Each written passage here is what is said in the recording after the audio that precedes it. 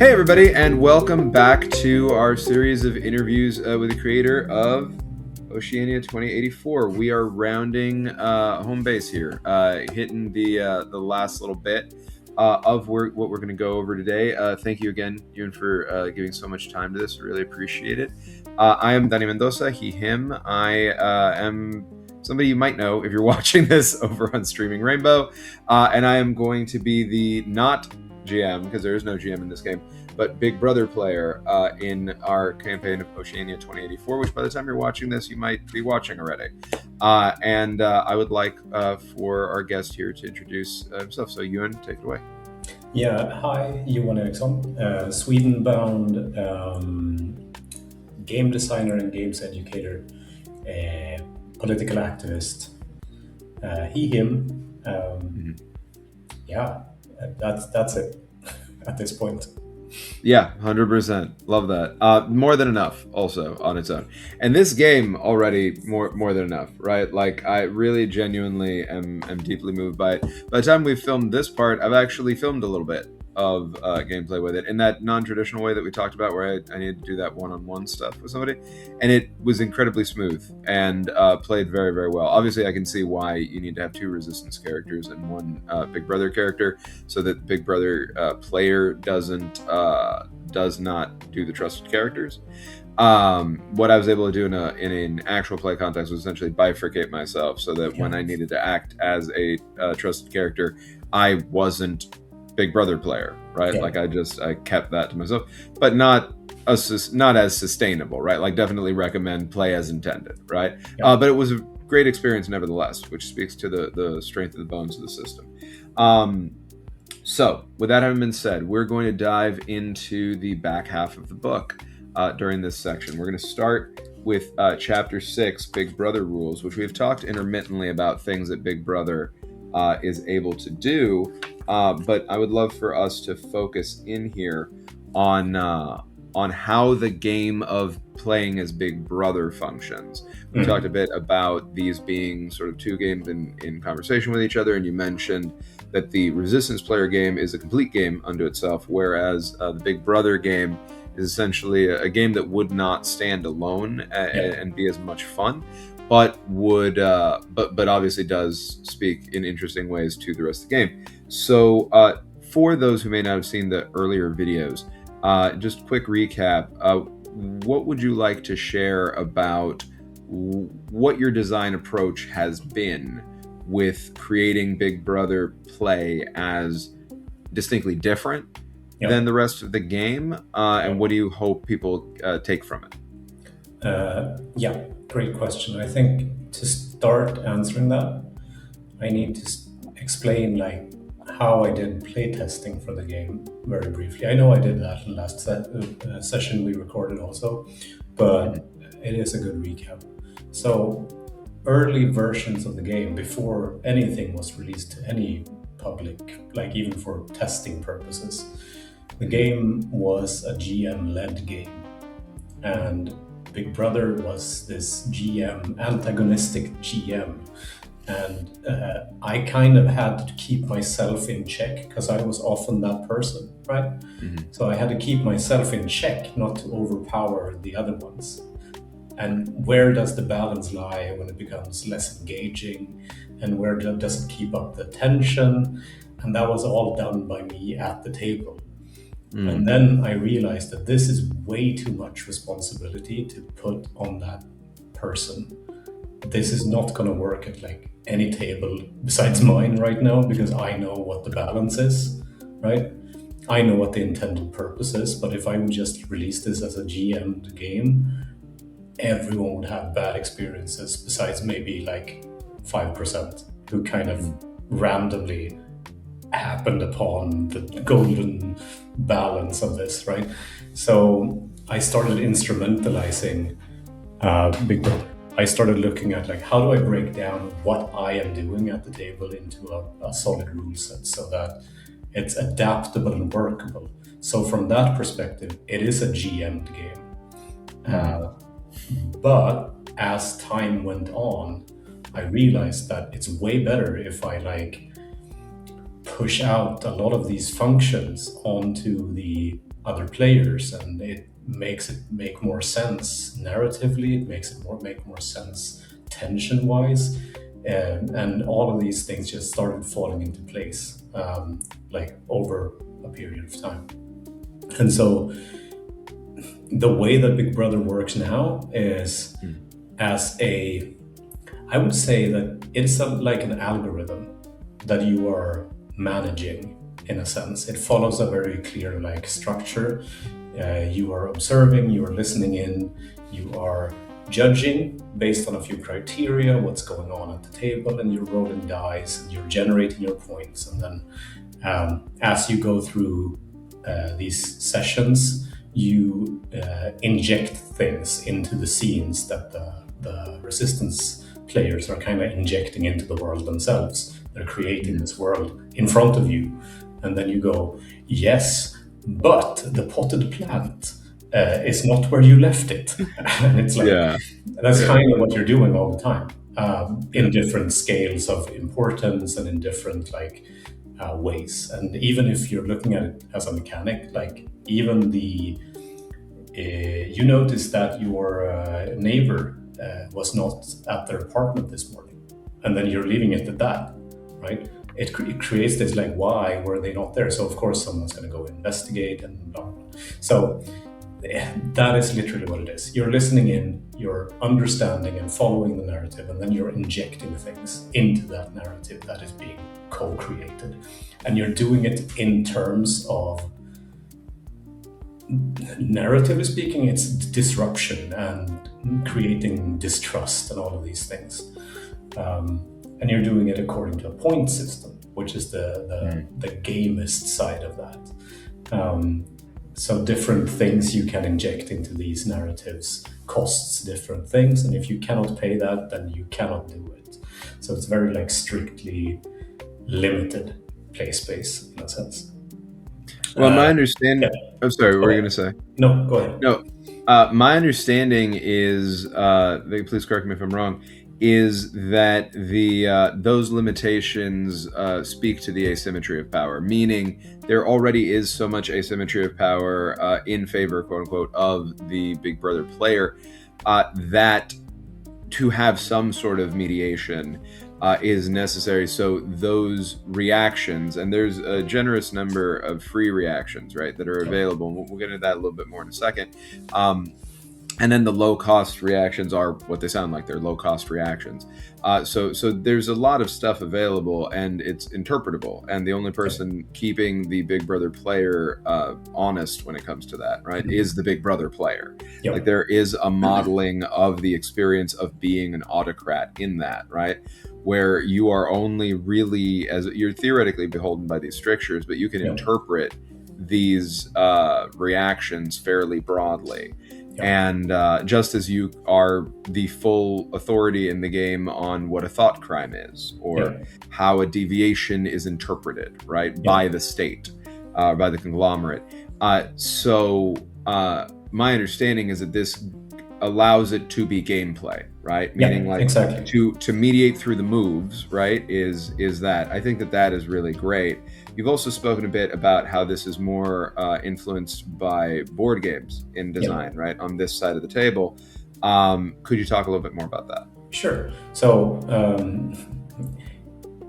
in a sense, it's like a role-played worker placement board game where you have to generate points to place a worker on the board so that this thing starts working the way you want it to, etc. But then it's also like that role-playing layer, right? So it's basically that, like a worker placement board game without a board, which is weird. But that's kind of the mind frame I was in when I was like judging how I made those injection rules that I was talking about, the reactions. Like I was considering, okay, so what is the playing field here? We have the locations, we have the characters, we have the world building that is like always going to be the same, right? Mm-hmm. And then that is the playing board on which you place your workers, essentially. And this is mostly seen, I'd say, in Sometimes creating a thought police agent is a reaction of the system, so that it's not your choice. It just happens due to die rolling. Sometimes it's your choice. You can do that as a choice in one of your reactions, right? Placing down these thought police agents is the parts in Big Brother play that is the strategic thing on a very concrete level. Because if you have one thought police agent in each player, like a resistance player's family or trusted people, then you are pretty good and well set up for generating a lot of points. So it becomes the question, how do I do this, right? And then in order to do that, you have to push the players in different ways so that they, for example, introduces one of these characters when you have the chance to catch them in the act of something, or like that's really what it's about. So it becomes this mind game where you're trying to make the other players kind of trip up or do things that are reckless or out of paranoia doing something. So that's like the driving engine of creating that tension for the other players. So yeah, that makes sense. And my understanding oh, sorry, well, I'm just letting my camera catch up. My understanding of the of a lot of this game being about staking out claim on narrative control, Yep. right? And that the real thing to win, if there is a thing to win, is how much narrative control you can have for how long. And this is obviously weighted long term in the direction of Big Brother, because Big Brother can simply take you off the board, right? Yeah. Big Brother vaporizes and vaporizes and vaporizes until no one in your social network is left, right? Or until, as a win condition here, because there is notably, if I understood it correctly, no win condition for resistance players, but there is one for Big Brother, double the number of vaporized characters versus the number of players at the table, right? With that in mind, if I understood this correctly, Big Brother has essentially exclusive narrative domain over negative outcomes, right? Can you talk a little bit about that decision? So since most of the world building and the driving of interrelational drama and everything comes from players who are all in allegiance, they are co-playing, right?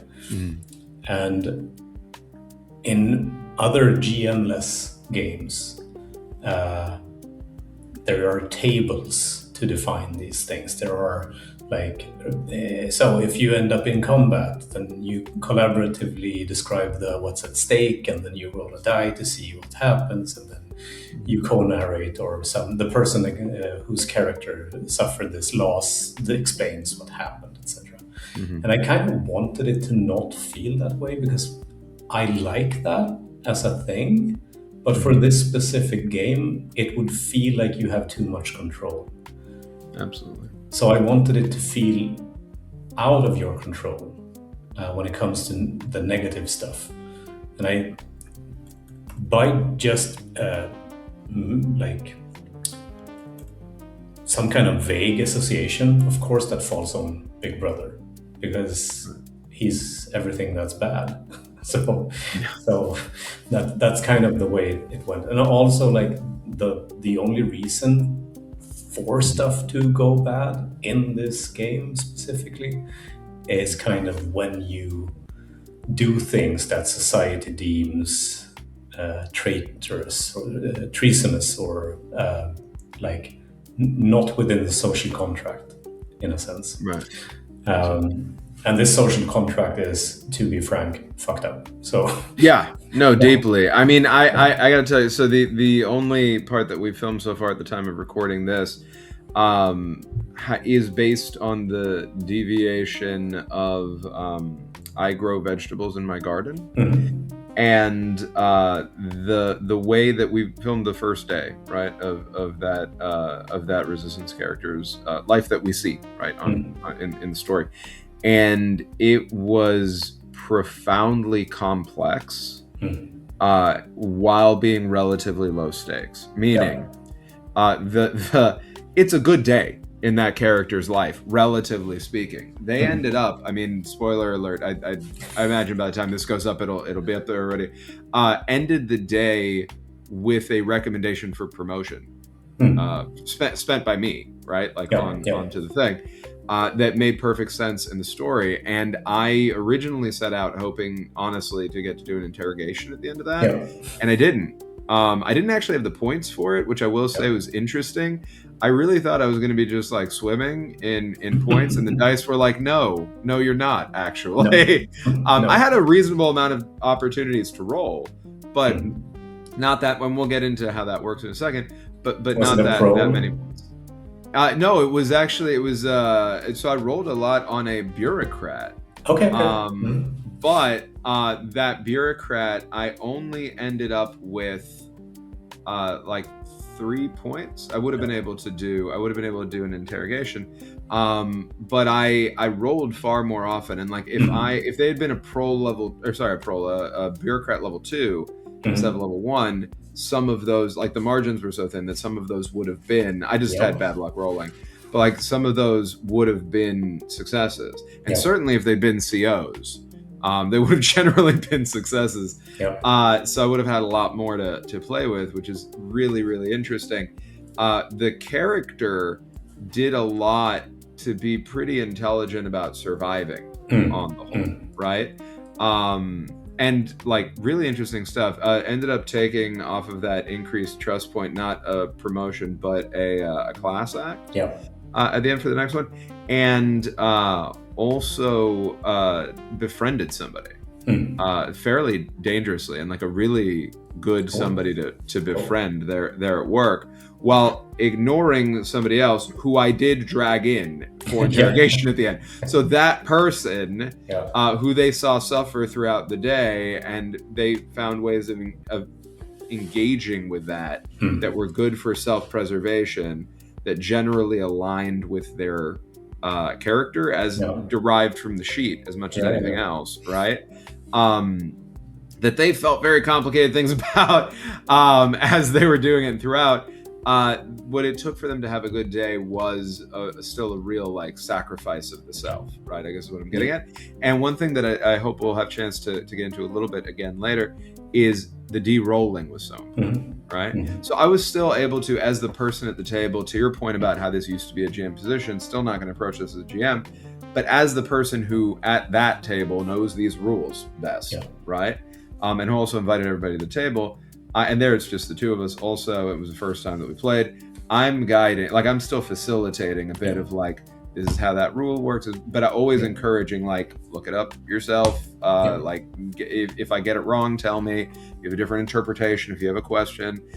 When there are more people at the table, as is intended, I will be continuing to encourage them, like, hey, do that for each other. And I don't have any control over any of that. I will say the one other area that I thought was so interesting that you put in for Big Brother to take narrative control, right? And for there to be negative repercussions is stress. And there it isn't necessarily that anybody's actually doing anything wrong. Because I think one of the things that this game does very, very well, wrong by the conglomerate standards, right? But like they do something wrong, but they do it because they make a mistake, not because they made like a wrong choice. One of the things I love about it is it models, I think, very effectively the inherent unfairness that past a certain point, if you're looking for sense regarding what might make this fair or just, that's not the framework, bud. You know, like that's not how you look at autocracy. Because you start with 2 stress, let's say, as a bureaucrat like this character. So D10, not bad odds. You get 90% chance of not rolling a fumble, right? But not bad odds at all. But there's still a 1 in 10 chance, and you haven't done anything yet. You know. So this player took 2 leisure activities, 2 wind downs, right? When it wasn't a thought crime to do so, in order to get down to 0 stress at the top of that day. But I already can tell, because they burned through 2 hope in the first session, the 2 hope that they started with, so they're out. That pressure is already mounting tremendously again, and it was a good day. I love all that about the design. With Big Brother, the description here at the top is that you're basically playing, as you've described, a strategy game. Full creative liberty only when it comes to describing state environments such as the different ministries and the various strangers in them. You're the only one who can describe the thought police and the only one who can add negative consequences to player acts, right? And a fumble, for those who may not have seen the prior videos, is something that makes a reaction on Big Brother's behalf compulsory, right? Yeah. So you have to get into what would otherwise be the narrative domain of the resistance characters in defining their acts and say, well, actually, this thing happens, right? Yeah. So they don't fail. They still, importantly, they still succeed. There's no resolution mechanic. Yeah. They still simply succeed in what they're doing, and consequences ensue. Agency consequence, right? So here for the Big Brother setup, gotta start describing one banned word. And if I'm reading this correctly, that is for Big Brother to determine, right? Like that is not democratized. It's just Big Brother comes in and says, it's going to be this. Because I would imagine, correct me if I'm wrong, because it's a banned word and it's supposed to feel like this is something taken away from you didn't get a chance to say something about. Is that right? Okay. Kind of. So Orwell's book would not be Orwell's book without the newspeak. And here comes a question.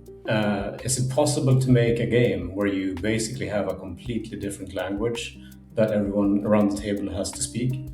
I deemed that too much of a learning curve and too much of a hassle at the table. So I still wanted something to do with the language, something to do with the control of language, which is more like symbolically holding that same space. So the banned word mechanism is my take on newspeak. Instead of like, here are words that are state approved and you can only use them to describe like double plus good, like that whole construction thing. I don't like that personally. And when I read the book, I found it kind of silly. So instead I kind of chose this way of banning words, and it gives Big Brother one more venue to be strategic around. Because as you play with people, you start noticing speech patterns that people have. Right.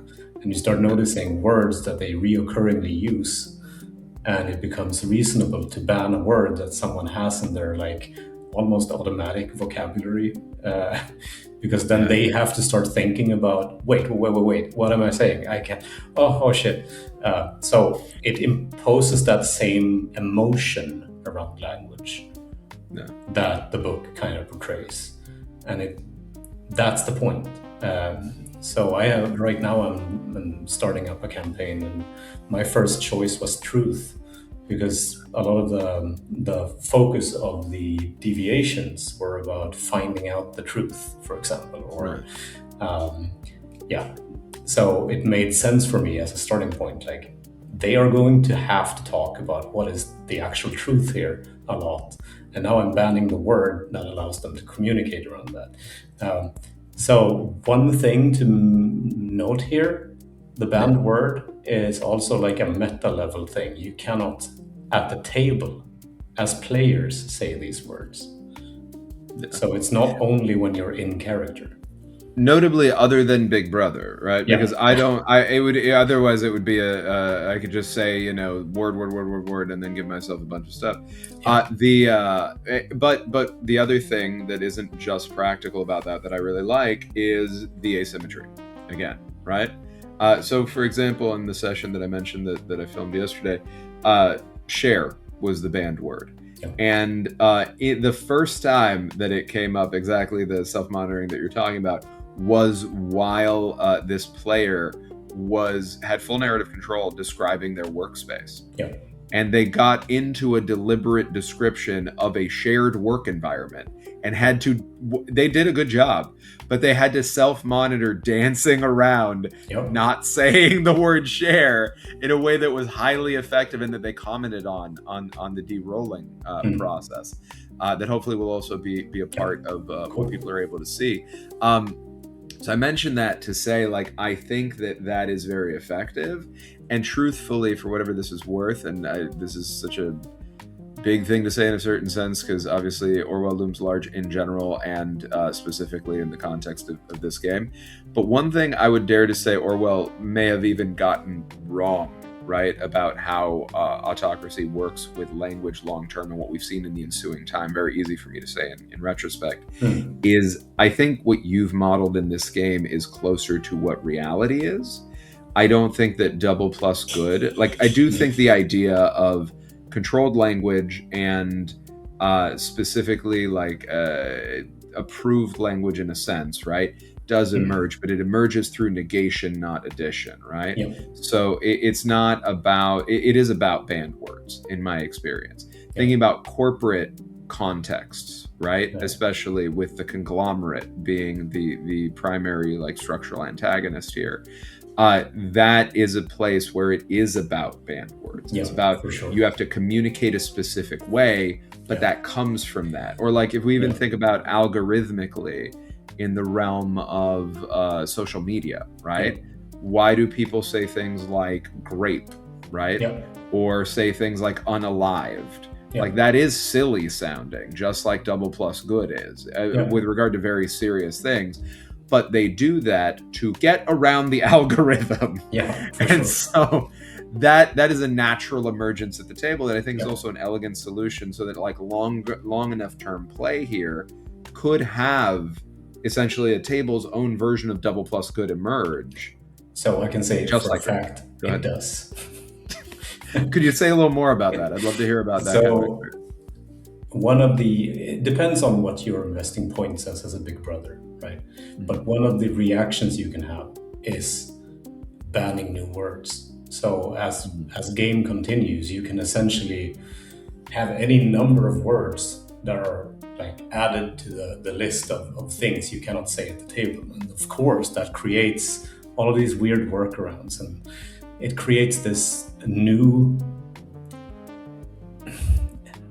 speak at the table that's the outcome of that, right? When for example in third session, when you cannot say share, maybe they start saying unown, right? Because you have to figure out a way of like shorthanding it. You can't explain it in a new way every time. So after a while, that just gets solidified because everyone at the table agrees that this is the way we refer to this thing, right? The trickiest part for the players is the first session after a new word is banned, before those new norms have kind of established. That's really where it's a struggle, because then you have to kind of like, almost like you're doing charades, you kind of have to figure out how to communicate that thing without saying that thing. So that makes sense. That absolutely makes sense, and I think it's such a great addition to the experience here, because it is nice. I think there isn't too much cognitive load on this. I think that when you play it, it plays very, very smoothly. But I do think it's nice that there are a lot of things you need to track within that, right? Because it does also at a design level model the experience of autocracy, right? We have a fire hose of disinformation that we engage with all the time. The algorithm, speaking of, right, and we'll talk about that a little bit more, both in Big Brother context and moving into like the campaign play and a little bit of like the world, right? But literally it being Big Brother AI does speak to like, okay, things are hitting you. I'm excited also when we get to that world stuff to talk about the Universe as well, because in this first session we had Universe engagement, right? There was a whole meeting, there was a text message, because the person was going to try to write a note, capital N note, but was in a public place. And I'm like, so you're going to pull out a piece of paper and you're going to write a note right now? And they're like, let me think about it. And they went in and they looked and they decided to do the free act of a text message instead. And obviously that doesn't function as a note. No. And that led, I was able to use a stranger to invite in an Universe conversation for a little bit more privacy, except obviously Big Brother's monitoring that. And just as Big Brother was monitoring the message, and that multi-layer of surveillance played really nicely, and the tension in there was great. Yeah. right off the rip. Cool. I want to talk about some. Oh no, it was fantastic. We had a great time. Suspicion point limits. Mhm. So it says here for each player character, you can store 10 suspicion points, minus 1 point per resistance player in the game, noted down in your Big Brother sheet. Yeah. Whenever you play a reaction, you subtract the number of suspicion points and that reaction cost from the suspicion track of the affected character. The second part, incredibly standard. Basically, you pay for stuff with your suspicion points. The first part, 10 suspicion points minus 1 point per resistance player. So that means, for example, in a given session with 7 players, if I'm reading this correctly, you max out at 3 suspicion points for that session per player. Yep. If you have 5, you max out at 5. If you have if you have 2 players, you max out at 8. Can you talk a little bit about that design decision? Yeah, so this is simply a pacing design. If Big Brother can generate a heck of a lot of points per session, and they get to keep all of them, in session 2, they can do everything, and there will be no stopping them. So it's basically a pacing thing. And the reason why Big Brother can store more points on one person, the fewer you are, is because the higher point reactions, right? Because they are shared points. So if you have 3 on each, you can still access them. It's basically kind of the same amount of points that are floating around all the time. On a mathematical level, it's not 100% like calculated. This is just what felt good in testing. So the limits are adjusted according to the experience of tables. That's what I'm going to say about that. But yeah, it's so that it becomes less of just an onslaught of reactions, so that the game for Big Brother actually becomes a game of consideration. Like, what is my best move right now? Right. That's it. Right, because there needs to be strategy, essentially, right? In part also for the fun of the Big Brother player, Exactly. right? Fun might sound like a strange word when you're playing the cruelty of the world, Yeah. but the idea is we are still playing a game, right? And Yeah. so for you to have game engagement, right, that makes a lot of sense. Also, if I'm hearing you correctly, it incentivizes mechanically attending to different players. Yep. Because what you want to do then is you don't want to just farm all your points with whoever's most obvious. You hit a limit of, let's say there's 7 players at the table. It's a max that there should be other than Big Brother, according to what's written. 3 player, like you hit 3 on one. Well, you got to start paying attention to the others. So you get another 3 there if you haven't been grabbing that, et cetera, et cetera. To be clear about rules understanding, session 1 capped at 3. Session 2, same 7 players. Cap then becomes 6, meaning like you can only accrue up to 3 more, right? So you're not stuck at 3, right? It's 3 per session that you're able to accrue per player. Is that accurate?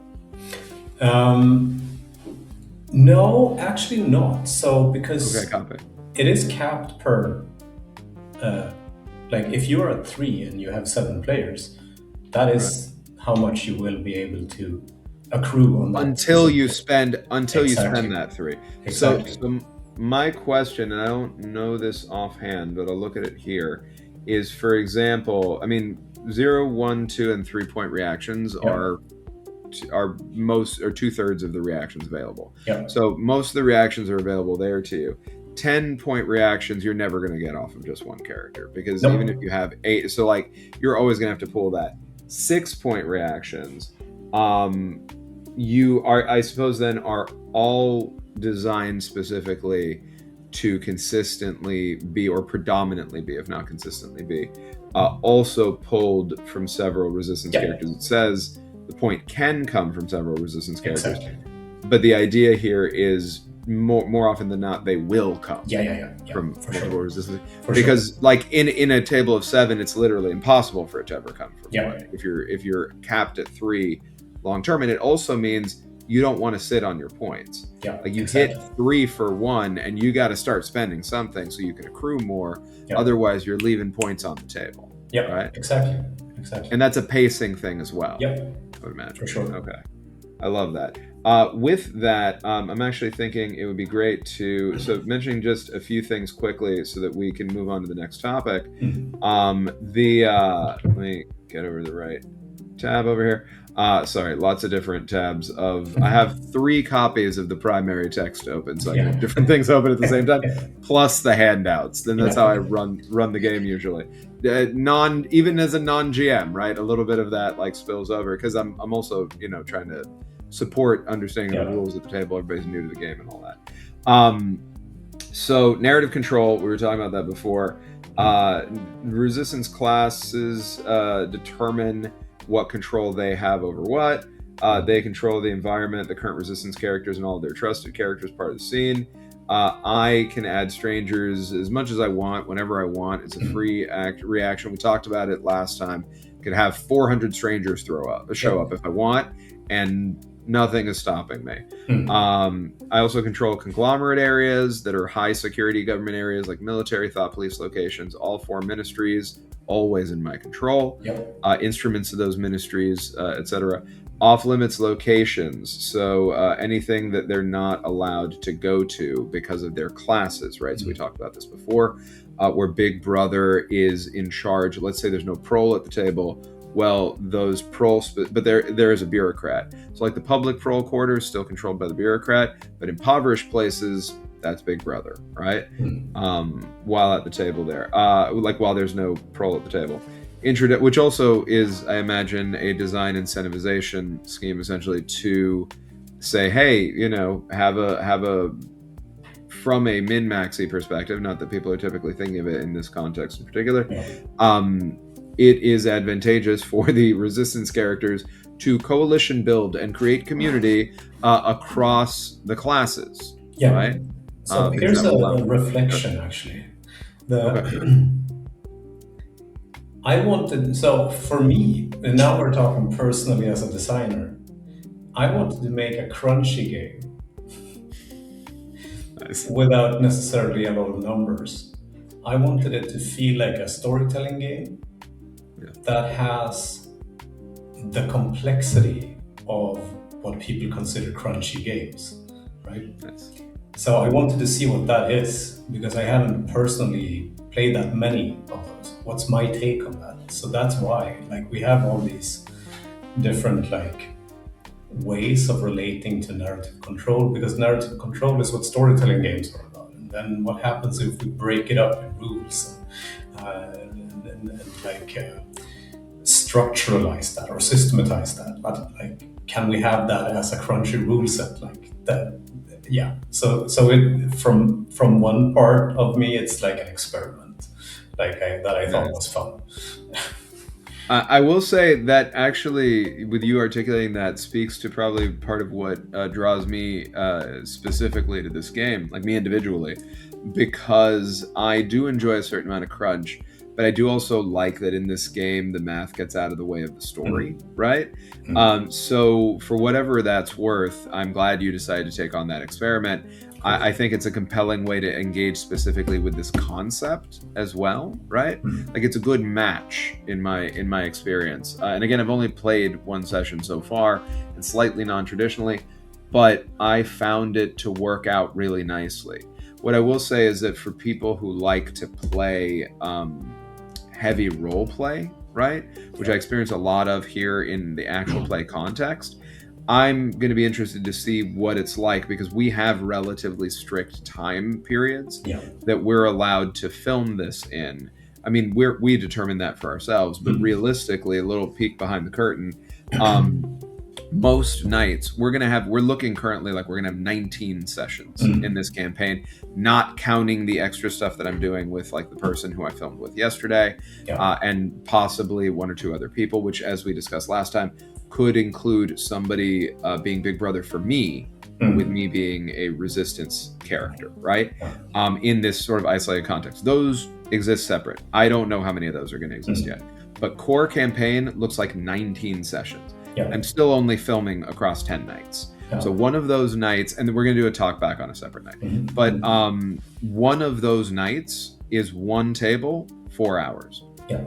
The other 9 nights are 8 of them are 2 tables, 3 hours each, back to back. Yeah. I need to have enough time in there to be able to do the de-rolling, because as we discussed that's non-negotiable, that stays.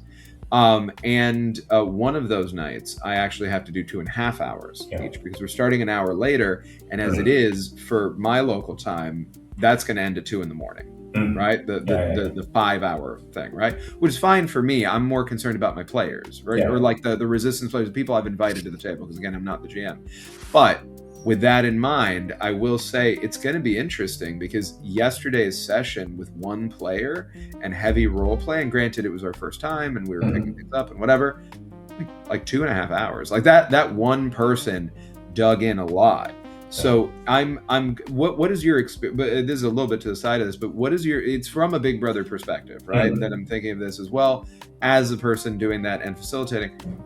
What has your experience been of like how the varying table sizes impact how much time everybody has to dig in? Do people approach their acts differently? Do they like bunch them together more? Do they take like what happens there when you know you're on a clock? So since I'm coming from this as a middle-aged gamer, time is not the commodity I have the most of. So generally speaking, I've always played in groups of around 3 to 4. And this is personal, right? This is my personal experience.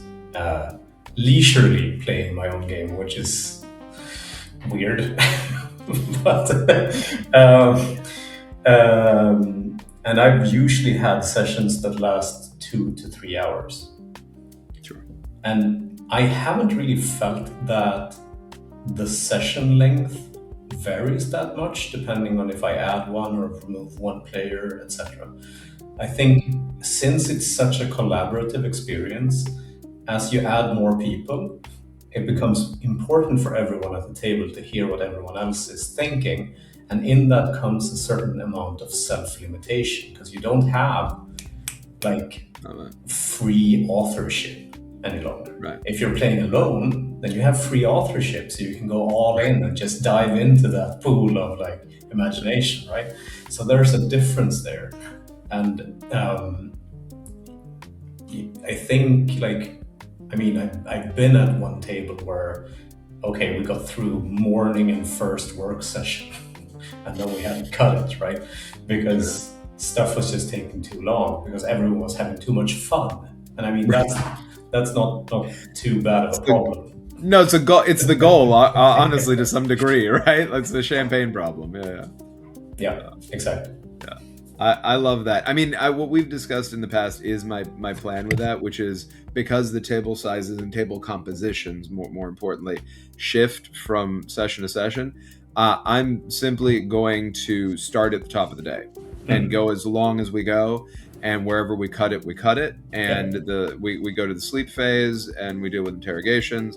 It's possible that I may even film interrogations separately or handle it like off camera and then bring the results, depending on what people are most comfortable with.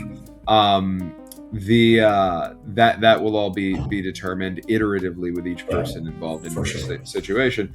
But I'm glad to hear that, because I did get the impression, again, just very early on, that this like it grows to the size of the space it's in, right? It's like a plant that grows to the size of its container. And that's really good news, actually. And I do think, this sounds so silly because I haven't even started properly filming this campaign yet, but some people involved and I are already talking about doing a follow-up that might be with a consistent smaller table. And I personally do prefer smaller tables in general, because you have more time to pay attention to everybody. I like the experiment that we're doing with this a lot, but I'm also really excited, and I'll keep you posted about that, but I'm also really excited about doing a follow-up with a concentrated group of people, and feeling out what that's like as well. Other areas of control for Big Brother, because that's what we were going through before. Introduction of new strangers, role-playing strangers, and devices. Importantly, how devices function, what they're doing, what they're covering. You create news broadcasts. You gave us a really useful D8 table over here of things that you can roll on to be able to decide what the day's news broadcast is going to be as you interrupt in the morning. Now, that is a morning interrupt. How do you recommend people approach the news broadcast in the morning? Since it's the same, like the way I usually play it, I'm not saying this is the correct way because there is some room for interpreting this, but like the way I usually play it is that it's the same broadcast that interrupts everyone's morning. But since in many sessions, not all, but many sessions, you'll have individual morning sessions where everyone is waking up in their own setting. So one player is portraying their home life while also like other resistance players playing their family members so that they have this setting at home, right? And then sometime during that, their morning activities gets interrupted by this news broadcast.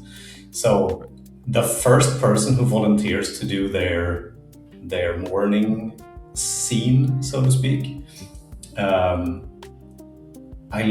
narrate the news broadcast in that specific scene, and then for the reoccurring ones, I just refer back to, and you get interrupted by that same news broadcast, right? Perfect. Because then it ties everyone together temporally also, like where in my morning did this happen? And that was the sync up between all the different morning sessions. That makes sense.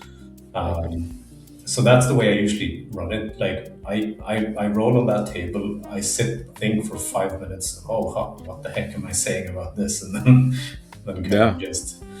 And I personally, and this is speaking from Big Brother brain, like I usually like to interrupt an emotionally loaded scene if there's a possibility. They're having a deep conversation with their spouse. And in the middle of that, when someone is about to say something that's interesting, then comes the news broadcast, because that's when it gets annoying. That's when it gets interrupted. That's when it becomes that horrible part of what news broadcasts should be. Right. Well, and the always on devices, right? Where you can't, there's no ad blocker, like you can't opt out of this. It's not, it's compulsory. It will find you wherever you are. You're on the toilet, there it is. Like that's, I think that's really great. One thing that surprised me that I was also able to use similarly was the, which I don't know why it surprised me. I think I paid more attention to the morning broadcast part of this. But the free reaction to be able to send a message on these devices. It's a super powerful tool. Really. Yeah, incredibly powerful. Yeah. So, because it's so creepy. Also, because you can send it to every device at the same time. So there's nothing stopping you there. It's great. I was able to set something up really nice yesterday with that. And I will say the play to find out opportunity of having the D8, I really recommend people lean into that D8. I know you can just make up something that you like and that's fine. But like, leaning into that D8, I rolled an 8 on the D8, so suddenly there was a prole out there standing for Big Brother, and I will get into 2 minutes of hate now, but like that prole, I didn't know this until I was in the middle of doing it, but that prole was the subject of 2 minutes hate afterwards, that same day, and then with some of the stuff that was going on in the game, the second 2 minutes hate, having a chance to do it twice in one day is also really nice, because then I had a CO as a subject of 2 minutes hate in a way that related to some of the stuff that was happening in the tension in the story that was unfolding in the game. So as Big Brother, I get to play to find out fully, and it is so freeing and fun. To be like, oh, good, I get to be reactive to exactly what the rest of the players water, right? What the water grows. With the 2 minutes hate. So everybody watching or listening understands 2 minutes hate. If you don't know the book, there is a ceremonial function, essentially ritualistic purging of emotion that is also a loyalty test, right? That is also a bit of like propagandistic brainwashing in 1984. That is also part of this game. All players have to make a conglomerate unity value test from a mechanical perspective. If it fails, the resistance character can't hide what they actually feel. They choose an emotional outburst from an emotional outburst like pick list table in the game, so you can interpret that, but like the emotion associated with that test, that you failed, you go there, and somewhere between 2 to 4 options of types of emotional outbursts exist. Correct me if I'm wrong. My understanding is you pick one, and then you manifest that. Yeah, exactly. If you do, perfect. Or and you play out the scene, or you have the option potentially. Tell me if this is correct as applied to 2 Minutes Hate. To take stress, Yes, you to can. be able to, yeah. So to be able to essentially turn that failure into a success, right, and mask effectively, you take stress. That's a big deal, because then you're putting yourself in a position where every time you take an act, you are risking past your first stress, right? Yeah. You are risking more and more, like a higher and higher percentage of chance of introducing bad consequences to every act you take, right? Yeah.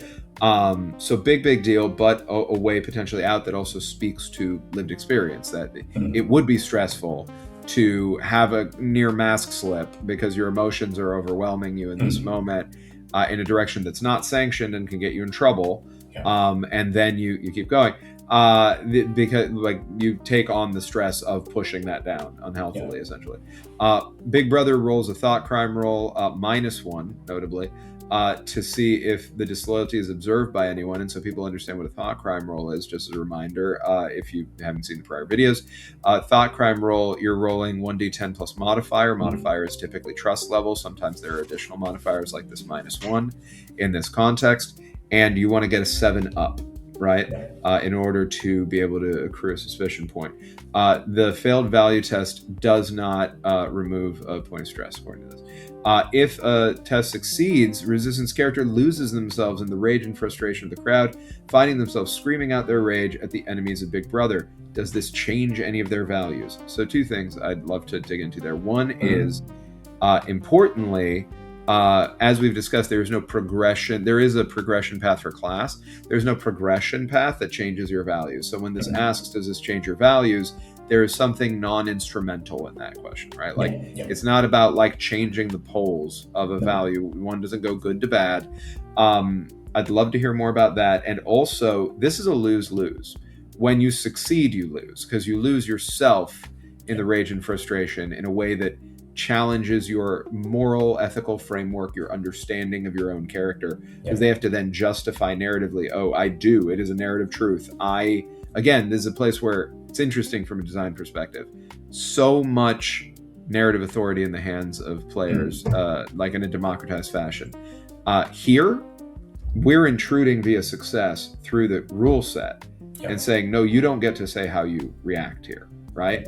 Your interiority is instrumentalized. You are, if you fail this test, you have an emotional slip or you take stress. There you have some agency actually on failure. Exactly. You have no agency on success. Nope. I'd love to hear more about that, and then about what you mean by challenging of values.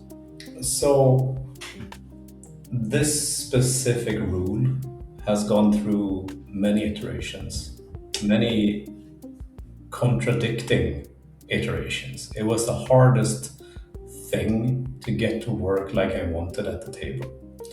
Okay. So initially, I wanted it to be a rule. So this is going to sound slightly confusing, because it is confusing. All right. So the first iteration was essentially that you had to fail a value test. Okay. And you had to fail an anger value test. Okay, that makes sense. Yeah, so that you would have to pick an anger outburst to partake in the ritual, so to speak. But the mental gymnastics it meant for people to, generally speaking, wanting to succeed on roles, to suddenly want to fail on a role, was too much. Just explaining it at the table was always like an extra minute of explaining a rule, which just can't be the thing. So even though that's what I wanted to say with a rule, I had to change it. So now it is this, like you stated, it's a double fail. On a fail, you basically, like you said, get a choice, but you also won't probably fail in the right way, if that makes sense. Right. Because it's not what's expected of you in this societal reaction. If you succeed, what it means is basically all successes on value tests are a suppression of yourself. Mm-hmm. So that's what they are at large. In this case, the suppression of yourself means engaging in the socially demanded act. Right. So that's the what this rule kind of models for us. So yeah, of course it's a fail to succeed. But what I love about how you fail to succeed here, and this speaks to that question of does this challenge any of their values, is how I received it at the very least upon reading it, is this effectively models what it means to be caught up in the emotions of a crowd. Yeah. So it does not tell you that you inherently, genuinely, in isolation, would feel rage at this person. It does not dictate that. It dictates you feel a rage you are not in control of right now. Yeah. And what does that say about you? How does that feel inside? Exactly. And one thing, the reason I ask, does this challenge any of your values, is the following scene. Your character has just gone through this. How does this sit? And I wanted players to reflect on that, because it's not super obvious that everything is just fine after that. It shouldn't be, probably. And so I know I had one character at one table one time where they were basically extremely sociopathic as the character was, and every value was chosen so that they would be unempathetic to people. Right. And everything that character did, then of course it does not challenge your values. If that's your whole character take, no, it's fine. This is what's needed. Right. I'm doing it. Right.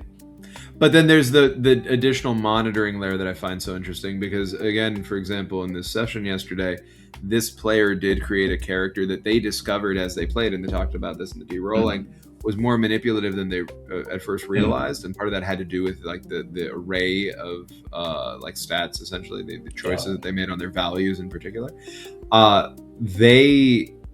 That gave them as a player a lot of effective ways in strategically to what they needed to accomplish given what they wanted. So they ended up they're a bureaucrat level 1 first session, ended up with 5 love at the end of this first session. For example, there were significant, and the other things I mentioned before, significant accomplishments. Still, the reality of the dissonance between who the player is as a person, right, and what they want in real life, and then what their character does at the level of the fiction to survive, and how they feel about that morally and ethically, very, very interesting, right? In ways that I'm sure will pay more dividends as we go along. What would you like to share about the investigation deck, the function of the investigation deck, the intention of it for Big Brother? Yeah, so I was considering during design, what the heck? So clearly notes for the resistance players are important, and it should feel scary that now Big Brother knows this thing, or now Big Brother has their hands on the intel that we have, right?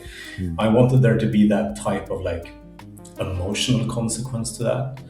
And I didn't want since I kind of strictly adhere to this idea that the interrogations are not role played, that's not the demand on them.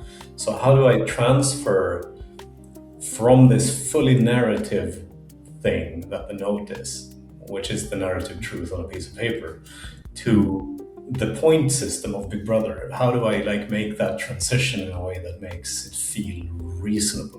So then tying some kind of analysis to the narrative that is explained, and just asking basically, so is this happening in this note, then gain a point. And that's the simple logic behind it. It's nothing else. And so it's trying to answer that question: what happens when the state gets their hands on your narrative truth, in essentially. Right. Well, and it ceases, importantly, rules is written, it ceases to be narrative truth. Yeah, It then yeah, is yeah. twisted by the state however they want, and instrumentalized by the state in the way that Yeah. you mentioned, and also as ammo. Because if I pick up somebody, it's unlikely this would happen. Maybe you'd know better than I would. But let's say that I pick up somebody that's got 10 notes on them. Mhm. I'm not going to use 10 notes on their interrogation. Whatever I use, I can choose to use 0 if I want to. Whatever I don't use, I keep. Yeah. And I can use in a future interrogation with somebody Exactly. who had 0 notes. Exactly. Right? Exactly. Which is the interesting part of that. But like, I also can mention that in an early version, notes did not transfer to Big Brother at all, right? So if you were caught, they were just discarded. They were gone, essentially. And in that version, I noticed the thing that even if holding a note could end up with you getting interrogated just because of that thing, or like it was dangerous to some extent, but it felt like players were a bit reckless, because then you can just create how many you want, and it doesn't, that part of it doesn't really carry over with weight, if that makes sense. And so adding the rule that Big Brother claims these notes and it becomes fodder for Big Brother makes it so that it puts like a tension limiter for the resistance players, that they can't just spam the note button, basically. Right. 100%. Question for another limiter when it comes to that, because it's such a powerful tool because it creates narrative truth, but only if given from one to another. Is that only from resistance character to resistance character? Can they give it to a trusted character and do a similar thing? Or obviously if discovered via cache, also same thing works. But here my question is with regard to giving, because we talked in a previous video about how giving a note isn't even an act. Like it doesn't require, it's outside of the action economy. So what is the intention there? No, you can definitely give it to like a trusted character. The question is, how do you keep track of it? So that's going to have to be done in like journals that players keep, or like things like that. So that's definitely a possibility, and I've seen it effectively used like once or twice. Most of the time, players don't seem to think about it. That's even a possibility, because it's not written in the rules, and this is part of that negative space that I've been talking about. If you're thinking about all the liberty that you have as a resistance player when it comes to what you can do, like so much is not written in the rules. So much is for you to explore, find out, play with, like literally like a kid in a T-set game, play with, because you need to explore that space, that empty space, that vacuous void that you don't know exists yet. And that's really what it's about. So interesting question here as Big Brother. Let's say that I observe the resistance players do that, and they're giving it consistently. Let's say they figure out, hey, I can give it without spending an act, right? Little min-maxy brain. I can give it without spending an act to a trusted character, and that trust, and that I don't have to hide something. I don't have to spend an act on doing that, right? And it also has made it into narrative truth. I, as Big Brother, notice that. Let's say that I spend points to pick up that, like to interrogate that person. Do I now have all those notes in my investigation? Yeah, for sure. I love that. I'm very glad that's the answer. Because as the Big Brother player, I'm very excited for that to be what I do. For sure. Because like there's very little difference between the trusted characters and the resistance characters in terms of rules regulating them. It is, they are essentially resistance characters already, but they are not yet in spotlight. That's what's going on, right? Love that. Yeah. Well, and so my main question there too, I think that's a great way to put that. My main question there too is with regard to the nature of narrative truth, because it is so powerful and such a great commentary, I think, on the importance of community, right? You write something out, you take that risk, you give it to somebody else. Now it's narrative truth in the game. Mm-hmm. And given how important narrative control is to these kinds of games in general, and this game specifically, profound statement. When I take that note after it's been given, rules also say no longer narrative truth. So my question when it comes to the nature of that, I assume a lot of this might exist in negative space, but I'd love to hear how you answer this question regardless, is let's say it's something like a narrative truth that is changeable or can simply be treated as untrue, even if it is true, by the state. That's easy enough to reconcile. Let's say that it is an example that is less changeable. What happens in that situation where formally the rules on the one hand are saying this is a narrative truth, and then on the other hand, once I've taken it, now it's no longer a narrative truth? So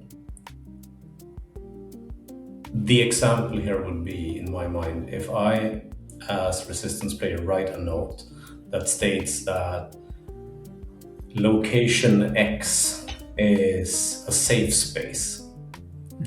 One of the rules around notes is it's only useful once.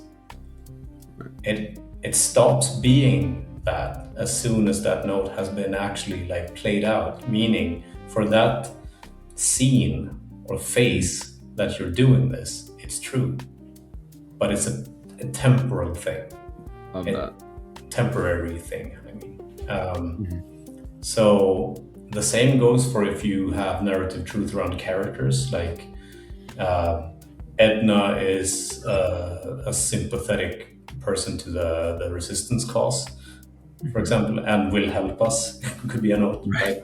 And then as Big Brother is trying to portray this stranger, one of the players have that note and go like, no, you have to portray him as sympathizer to us.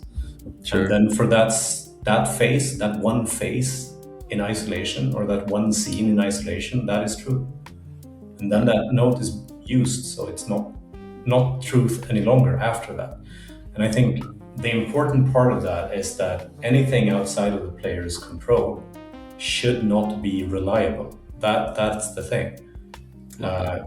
And most of the time, not even the stuff that is in your control is completely reliable.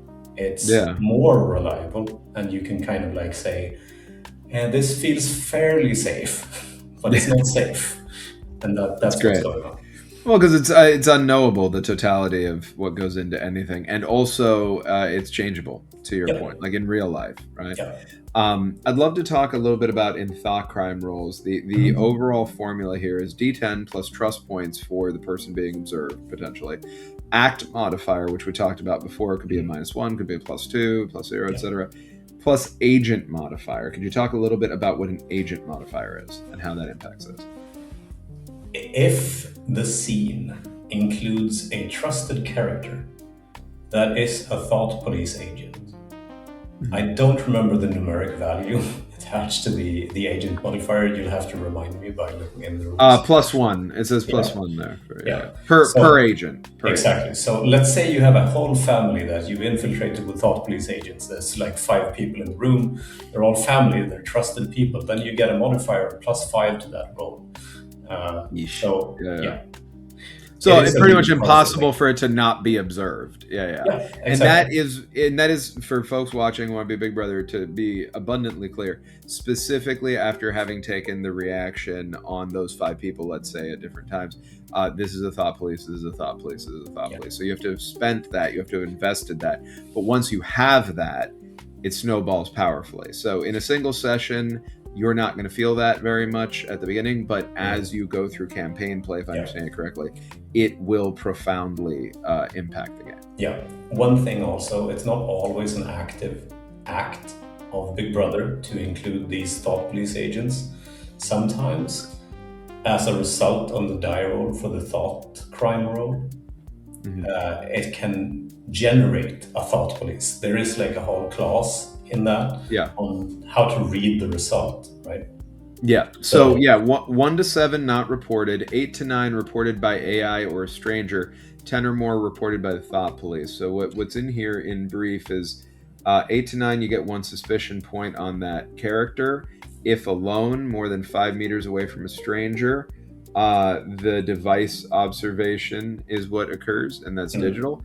If within 5 meters from a stranger, non-friend or family character, then I decide if the act was reported by the AI or the stranger, and I can give the players a hint as Big Brother that they were seen by the stranger.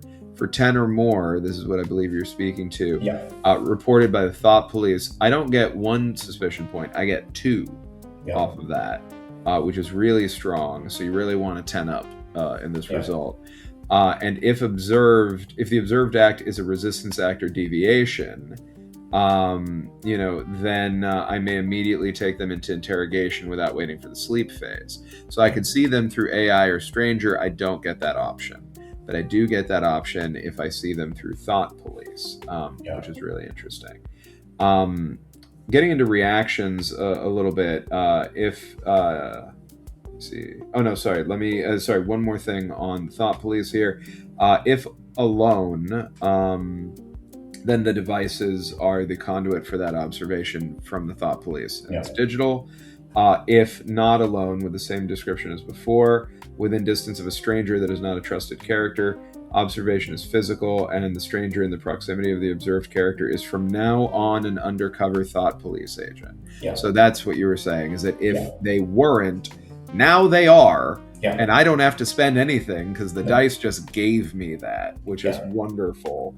For the Big Brother play. You see how the autocracy is infective, is infectious. I'm like, oh, it's great. There's more thought police for free. More repression. Yay. Yeah, right. Because what's happening is I'm suffering from an altitude problem, right? Like I am seeing these not as people, but as game mechanics. Systems dehumanizing, right? Which is really profound and lovely and speaks to this as a work of art, right? Which makes me very happy. And also just abundantly clear, I would imagine that this is what most people's understanding would be: do not inform the players of this, but make a note of it. So they don't know. Congrats. So reaction rules: you can play a reaction whenever you want as Big Brother. Consequence does not have to follow directly after a specific act. All reactions have to be the consequence of something the resistance characters have done, though. So if they haven't done anything, only free ones can be played. Go ahead. Here's another thing. So we were talking earlier about that strategy game aspect. Placement of non-trusted characters in proximity of the resistance characters becomes important, because that can yield that you get a thought police stranger. So that makes sense. It incentivizes basically being there with those characters. It incentivizes butting in and becoming like a little bit of like an annoying neighbor.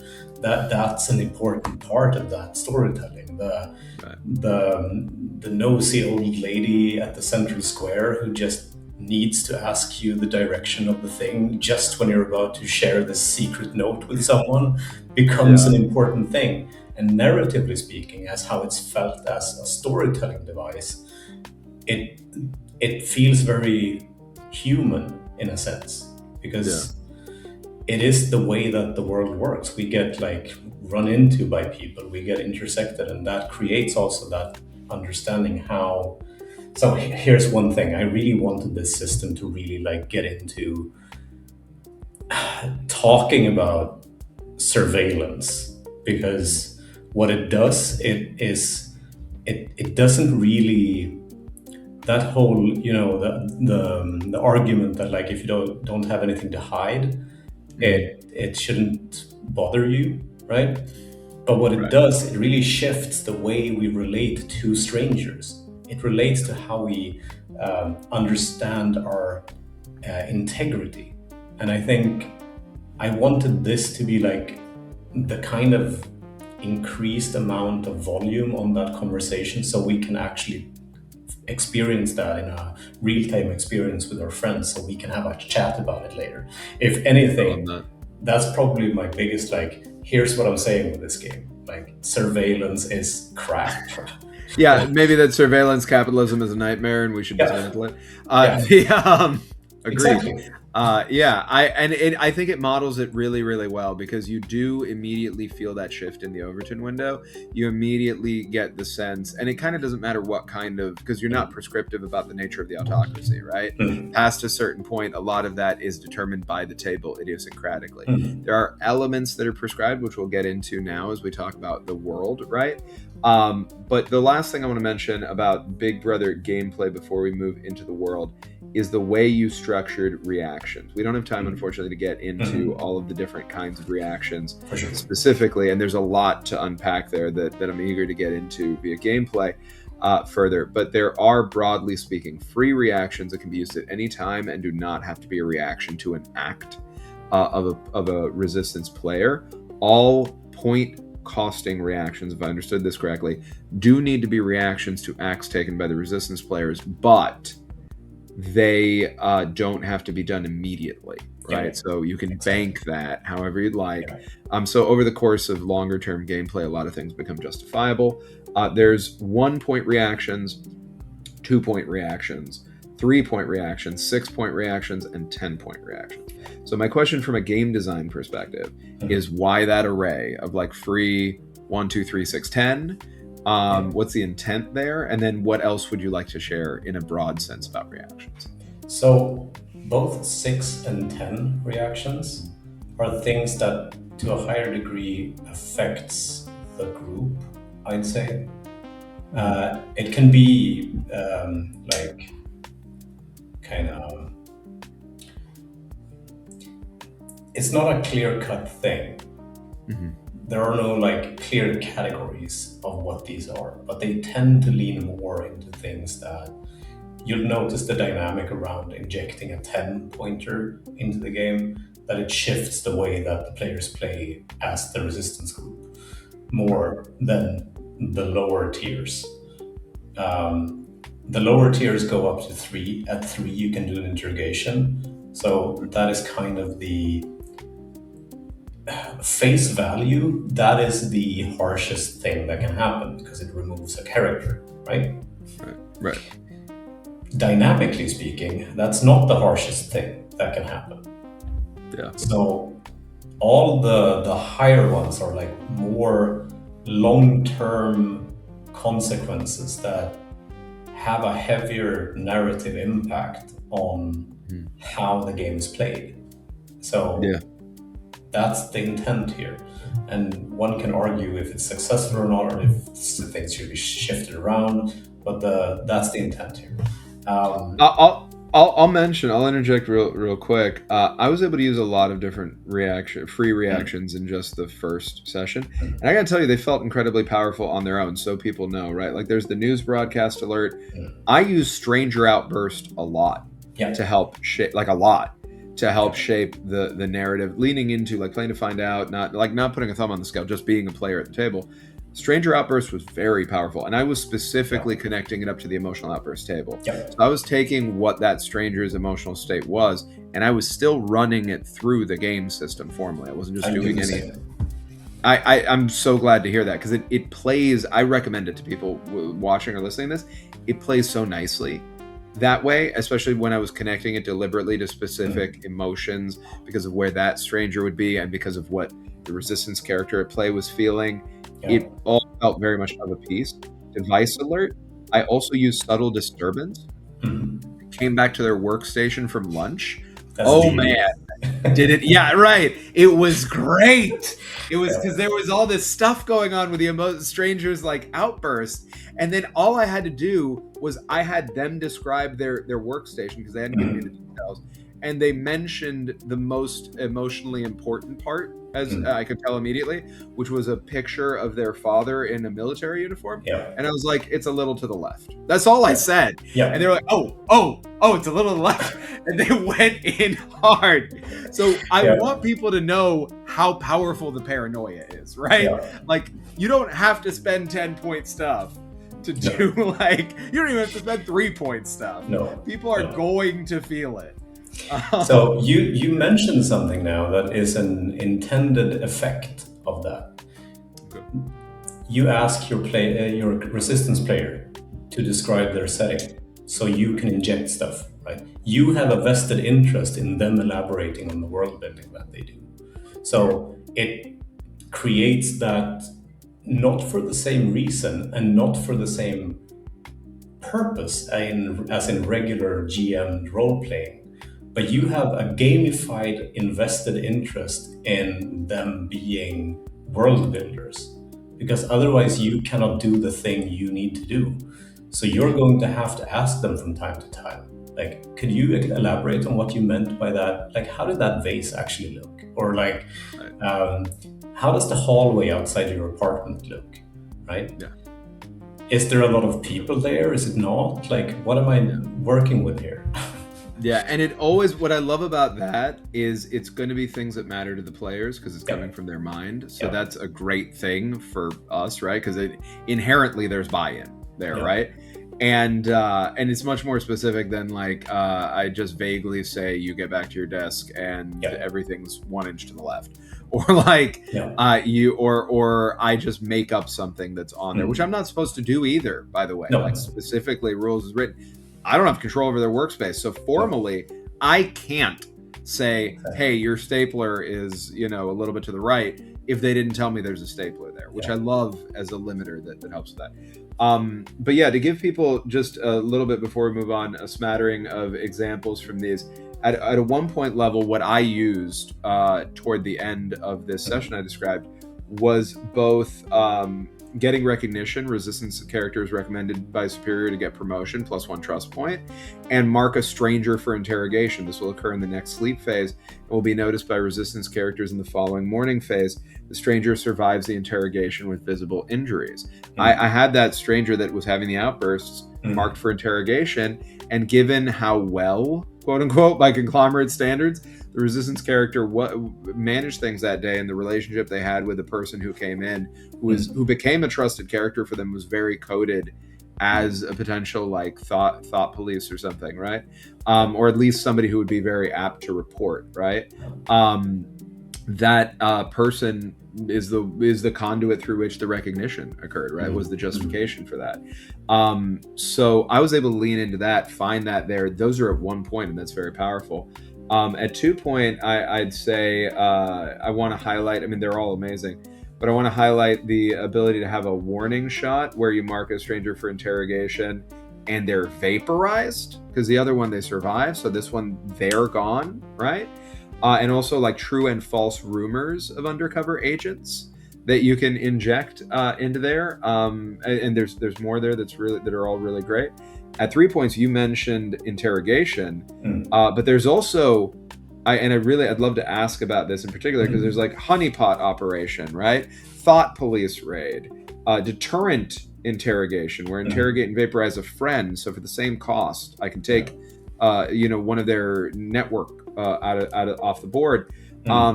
But there's also infiltration, turn a trusted character into a thought police agent, which is what I was referring to before, and misplaced trust. This is what I'd really like to zero in on here. For 3 points, a resistance character is betrayed by a friend. What is the design intent of that betrayal? And because it's as opposed to terms of art with the other stuff, there's negative space there. So I'd love to hear about that. So I was thinking so much about what is distrust, what is paranoia. All right. So as a resistance player, I know that there are thought police. I know I have to keep an eye out for them. And then, how do I make them uncertain about characters that aren't thought police agents, that aren't doing all these things? So if you can have a trusted character actively betray them in some way, that means that they will suspect that person from being a thought police agent. But they're not, and that can be brought up in interrogation, right? So there are ways to game that from Big Brother's side.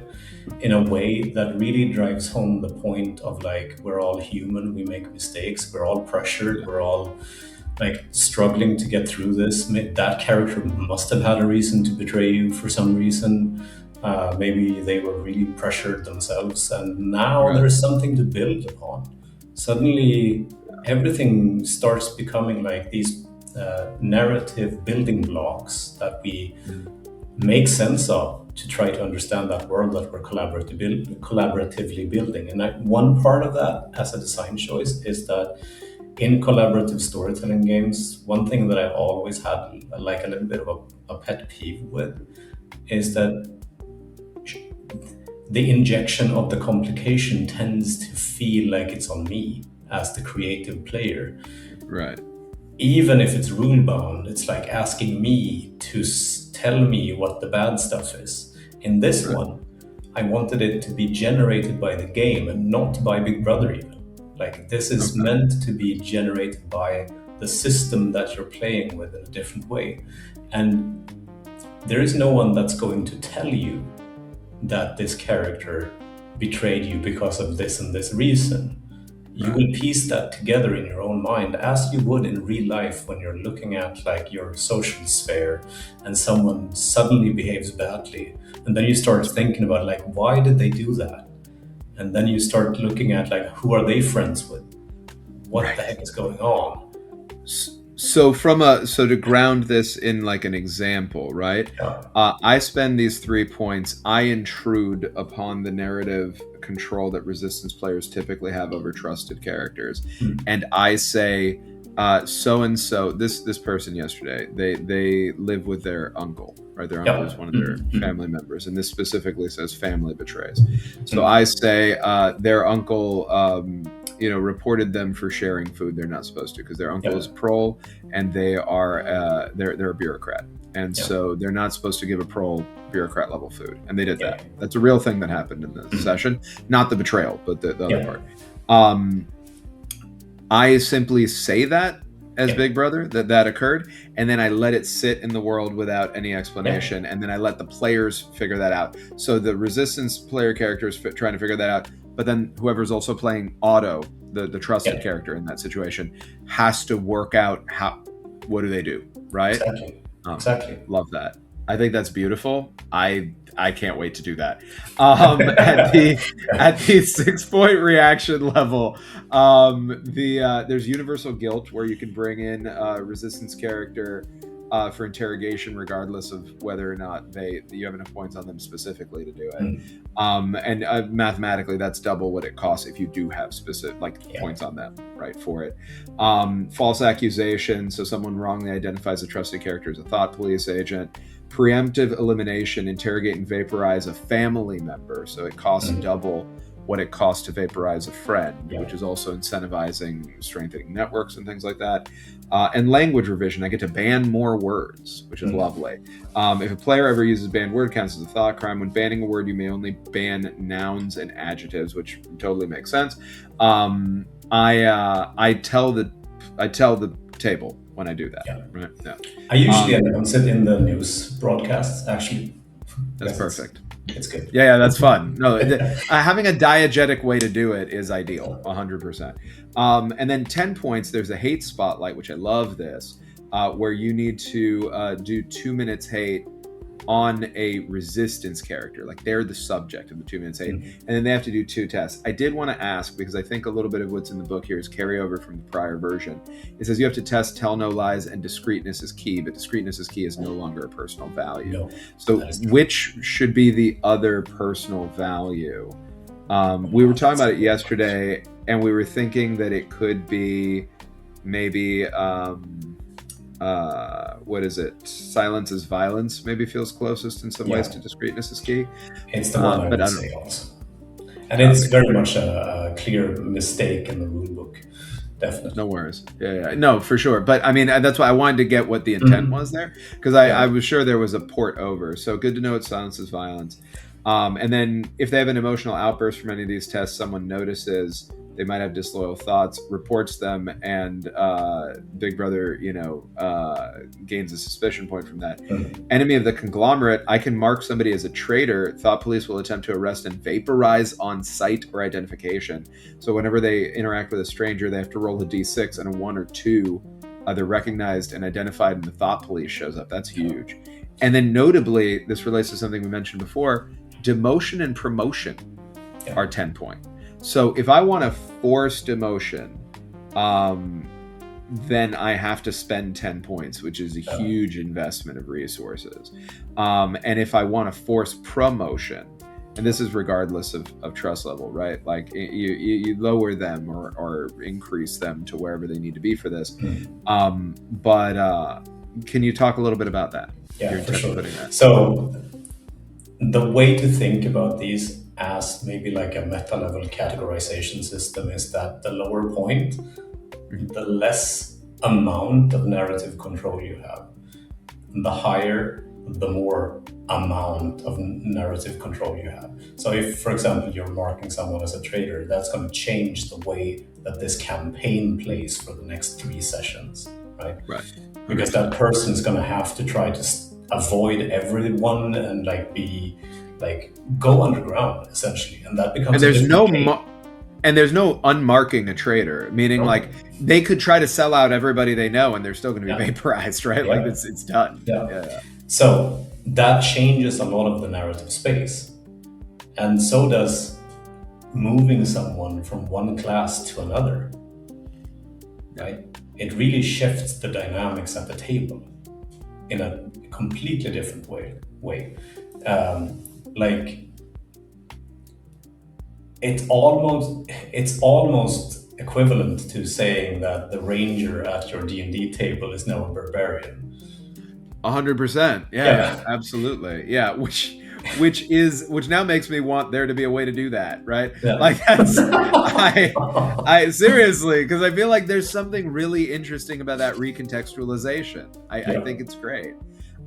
Looking at the time, knowing we don't have a lot of time left, I thank you again for your time overall with us. I'd love to touch lightly on campaign rules, right? Yeah, for sure. Here you've given us a great, and we talked a little bit about this last time, so we don't have to get into this part a ton, but we talked a bit about city's atmosphere. You give us a great D10, like a pick list there, essentially.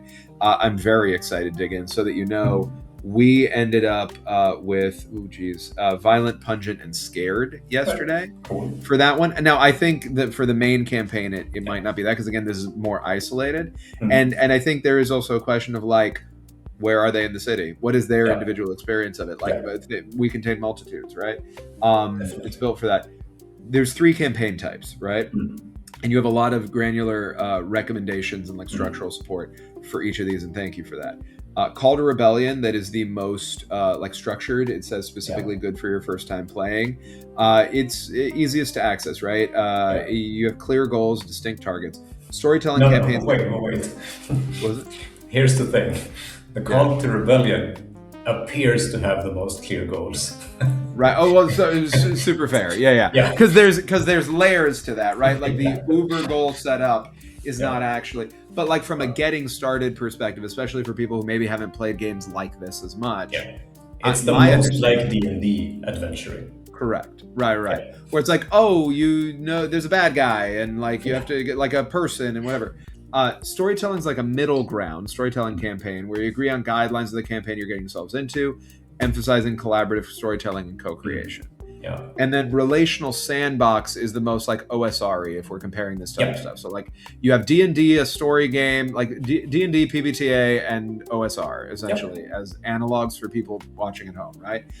Call to Rebellion is very trad game, very story game in the storytelling campaign, and very OSR in the relational sandbox. Where it's good for players, it says here, acting and building drama around relationships, but is the least guided, right? Now, to give people, and I'm going to land at a question at the end of this, but with the time we have, the Call to Rebellion campaign, a lot of toys in here, right? There's a D6 table for what type of story is this, where you have revenge, escape, liberation, investigation, redemption, infiltration, and then more text describing each of those. You have D4 that you can roll for how was the situation discovered. D6 for who is the main antagonist. An open question on why is the antagonist aware of resistance characters. And then you start play. And then there is guidance, importantly, on ending the game. Call to Rebellion Epilogue, right? A session where we imagine ends to the story as we created, wrap up any loose threads. You have specific questions in there, things like who had to forget the injustice? How did it feel for the characters to fall in line? What happens to the people who gave up on their resistance?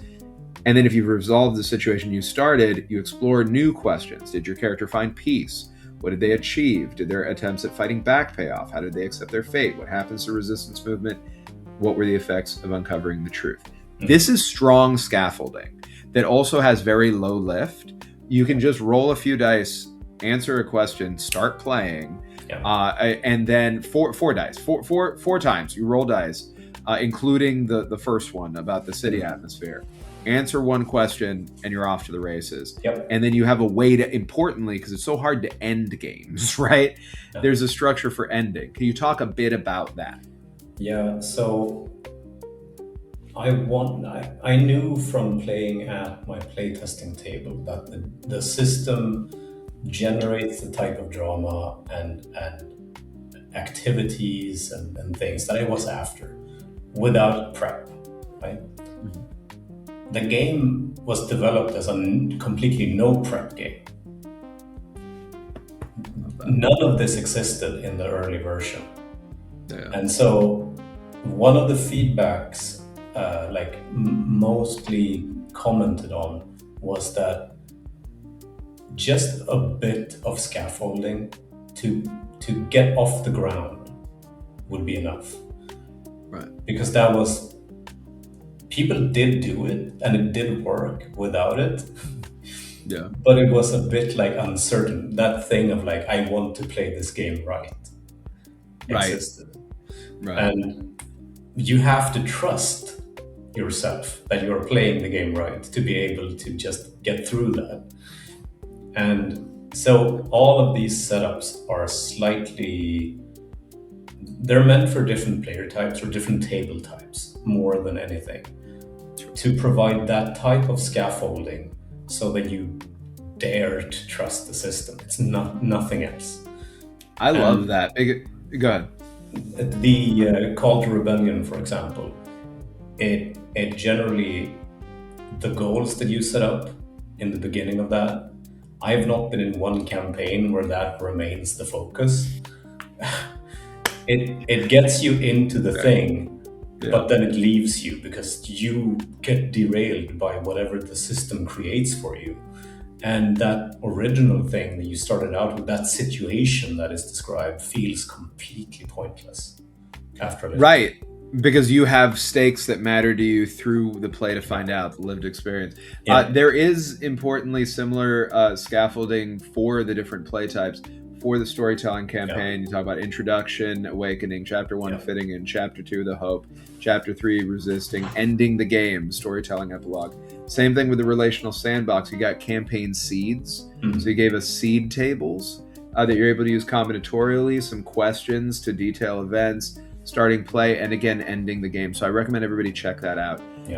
We talked a bit before about the post-game debrief, and we're going to be doing that in the course of play. We could talk about that again if we're able to chat at the end of the campaign. What I'd love to get into, and there is a solo mode that we've touched on a little bit in prior videos. Check that out.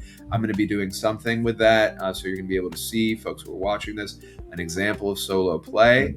Highly recommend you dig into that. It's really interestingly designed and ported over to neither be a resistance character nor Big Brother, something in between, right? Where you're surveilling the resistance characters. The world. There's a whole chapter 9 on the world, and we're not going to have time to get into the vast majority of it now, but corporations, Ministry of Oceania. Oceania is one of 5 corporations. The use of references to the initial text, meaning 1984, War is Peace, Freedom is Slavery, Ignorance is Strength, having the 4 ministries. And I love the names, by the way, like Ministry of Peace being mini packs, Ministry of Plenty being mini plenty, Ministry of Love being mini love, Ministry of Truth, obviously propaganda one, being mini truth. these are all under Big Brother's control. There are areas of the city that are in shared spaces. That's all a part of the world. What would you want people to take away as prescriptive regarding what needs to be in the world for this to be this game? And where is there negative space for people to add flourishes onto it, to potentially put it in a sci-fi context, building on what's sci-fi in here, allowing for grounded realism, but like, is there room for this to be in an underwater city? Is this room for it to be in a city on the moon? Is there room for it to be in a city that has sci-fi technology but is otherwise feels like a medieval town? Like, what are the parameters here? So I would argue that there are a few things that are technologically bound in the world building. There are a few things that are socially bound in the world building. I've tried to be as non-verbose as I could writing this chapter and only mention things that make the rules make sense. That's it.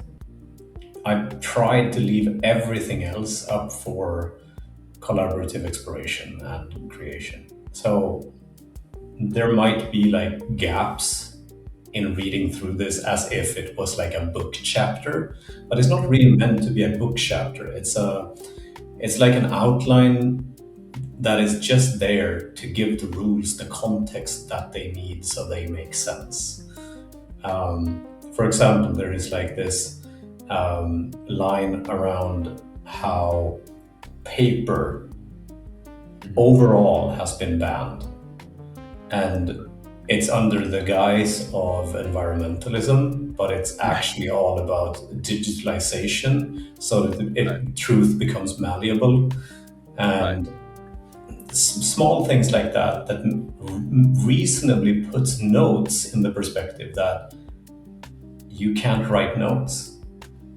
Right. If you're seen writing notes, it's a problem. Yeah, exactly. Well, and it also speaks to our techno-feudalistic present, right? Yeah. In a way that is really important to interrogate, because when you updated the game, you took it from something more strictly Orwellian to something post-libdem, right? Yeah. So that is also an important part. Yeah, please. One thing I have to say, since publication, I hate even more than before reading news around Palantir or these different AI companies doing their shit. Like I think it was like 2 weeks ago, I read that one of these AI companies are buying up literal physical books, digitizing them and throwing away the copies. Like, Anthropic, I think they're fully burning them. Like, I think it's entirely on the nose. Because they're destroying them so that they can't, and they're rare books. Yeah, so not even just doing it to common books, because they don't want to be sued. And I hate having written this before this, because that to me just hammered in like, this is so relevant stuff. And I mean, we need to figure out this stuff quickly, because it's moving so fast, and we're losing so much so quickly, and environmentally too, right? That's part of why I love that you made it an environmental argument against paper, because of course it's disingenuous on behalf of the conglomerate. They don't care about environmentalism, but they're going to pretend to when it's useful for them, because they're going to greenwash things. Last world question, because I know we got to go, and then if you don't have time, it's okay. If you have time, I want to ask a couple about you on the way out. Is just what do you want people both on Big Brother's side, right? In terms of you're in control of this, and then the resistance characters receiving stuff from it. What do you want people to take away from the ministries, right? You receive these from Orwell, but then you've made them your own, and they exist in this specific context. It's different technologically. So I'd love to hear what you have to say. To start with, flowers where flowers do, the terms are Orwell's, like the names for them are completely Orwell's. I just stolen them straight off. Right? So the way I think about them in this world building is I don't usually, when I'm describing them, I don't really talk about them like that huge, large building that looks like a pyramid, right? it's a more decentralized kind of tech bro approach where so that's the way I usually think about it. Personally, I think that they are symbolically important for the setting, because it kind of, what it does is that it sets it up in a more easily understandable way than our reality does. Right. And that's the function of them. If we're talking about why use the ministries even, because it can feel on face value that it's too much of a carryover from Orwell in my mind. Like it doesn't completely fit in with the rest of the world building or the rest of the game, that these things, monolithic symbolic carriers of these ministries, because that feels very much like authoritarian communist vibe thing, which is Orwell's writing, right? It's not my writing. So the thing that merited them, that like made them worthwhile, was just this: it simplifies the world in a way that it makes an easier gaming experience, where 100%. Instead of having 400 companies to keep track of, you have one monolithic like gathering place of that. On the other hand, we have Nestle, who are in charge of all of these flippin' food companies and water companies and baby formula companies and coffee companies, and we have Coca-Cola, and we like these top 6 we have, or whatever it is. Like, it is kind of trying to mimic that structure in my mind. But it's... I think I find that deeply credible, because the reality is we do live in a time of rampant conglomeration, right? And I love that you mentioned that, because related but unrelated, doing the de-rolling yesterday, I was asked by the other player, think about the setting and society your character inhabits. How does it differ from your own cultural or social context? And honestly, my biggest answer was, it's an easier to describe and like delineate version of, do you know what I mean? Like, it doesn't differ in fundamental ways. That's what we're doing here, right? But like it is more intelligible. So I love that you said that, because it came up yesterday. Last questions that I have for you. What's next for you and for the game? For the game, I'm toying with ideas currently. I'm right now looking at an expansion, like a little module, you can call it, that gives players more of these toys, like the tables and like those types of stuff around, for example, the device. Is this a Brazil-inspired device? Is it a Matrix world? Is it like, and doing like these things, like a breakdown of different like sci-fi tropes, and then also looking at the functionality, also looking at distraction as a way to use the device, because one thing that's severely lacking right now in the world building, unless players inject it, is the portrayal of like social media as like attention economy, blah blah blah, distraction as stress relief, as propaganda. That whole dynamic is explorable. I haven't done anything concrete with it besides writing a few pages of notes so far. We'll see. I was trying. I'd love to hear about it as it goes, for whatever it's worth. That sounds great to me. So another thing that I've been looking at is more as like a design challenge, and I would like to put this out to anyone listening to this. How do you write a campaign for this game? I love that. I don't know. I haven't solved this problem because since it's such a generative system, and it's like it procedurally generates the campaign. So what is it that you can actually write to give substance to someone in like a little scene or a booklet, right? That's something I'm toying with. Interesting. I've not I wonder if the answer is that you don't write a campaign, that you write a setting, right? Yeah. Because the generative elements are there. Maybe your instincts are already pointing you in the right direction for that answer with the first part you mentioned. Because creating an expansion, even just like more toys in social media, and you're talking about specific genre tropes for like specific kinds of sci-fi. I would love to play a Brazil version of this. I'd love to play a Matrix version of this. I'd love to play a million versions of this, right? That might be the way to get into Yeah. a campaign, because then suddenly you're playing a Matrix campaign. Yeah. You're playing a Brazil campaign, et cetera, et cetera. That's my best initial answer, but I'm going to noodle on it some more because that sounds awesome. I really hope that thing, like throwing that out there, catches on, and people who vibe with this goes on and create stuff for the system. I would love that. That would be so much fun. Is it like an open licensing situation? Yeah. Like, is there an SRD, or like how would one go about that practically? It's a Creative Commons license, so Perfect. Awesome. It's literally and now we're talking only the rules. The visual design of the book is copyrighted. Of course, yeah. For reasons. Sure. No, it's actually my reasons. It's more like the illustrator's reasons. Fair enough. Yeah. But the austere edition, for example, which is only the rules, that is completely Creative Commons license. It's a common attribution license, so as long as you kind of give credit to the core system, that's fine. And you can do basically whatever you want with it.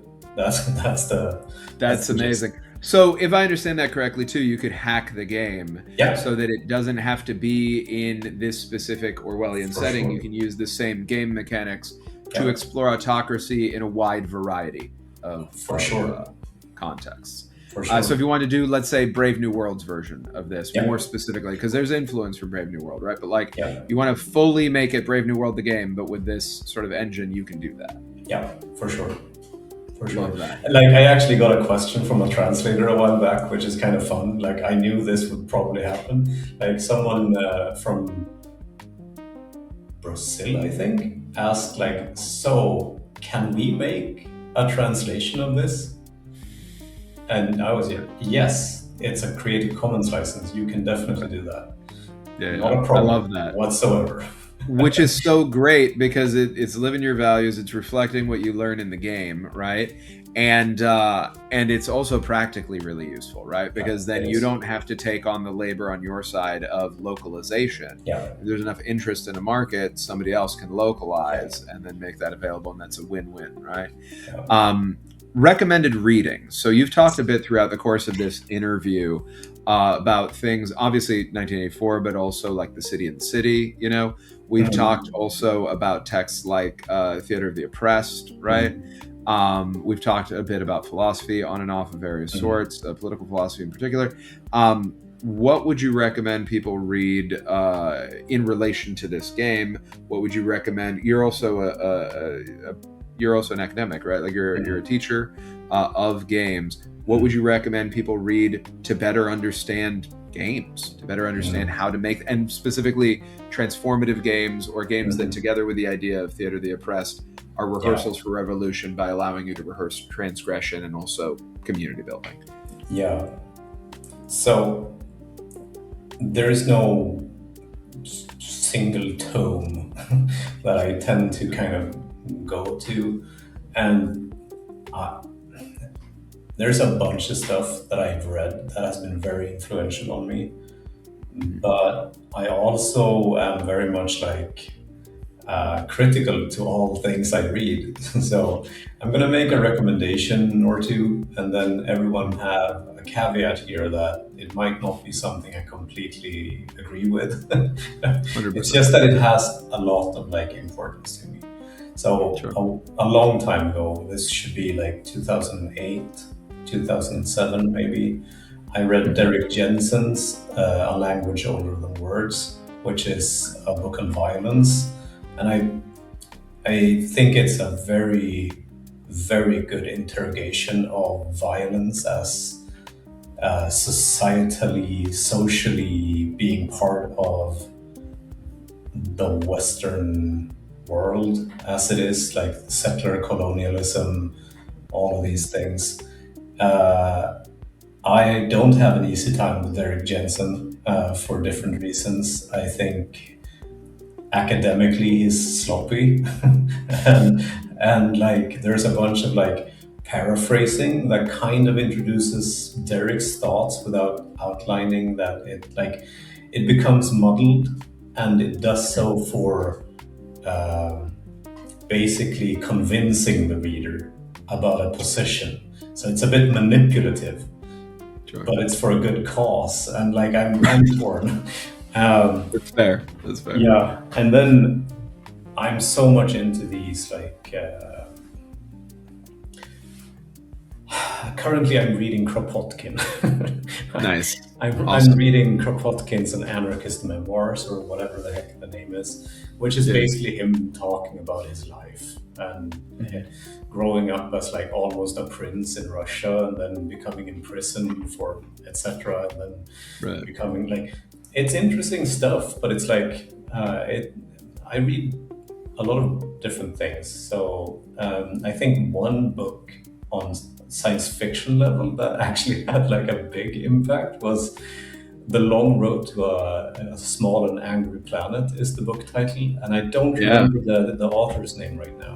Becky Chambers, I think. Yes. Yeah. That one, it's like Firefly meets, I don't know, it's just super cool. Right. Yeah. On game literature, my colleague Sarah, that I already mentioned, was part of the editorial team for a book called Transformational Games, which is a textbook for transformational games. It's available for free as a digital one, and you can buy the physical copy. So Sarah Bowman and Transformational Games in the same search should yield at least one response for that.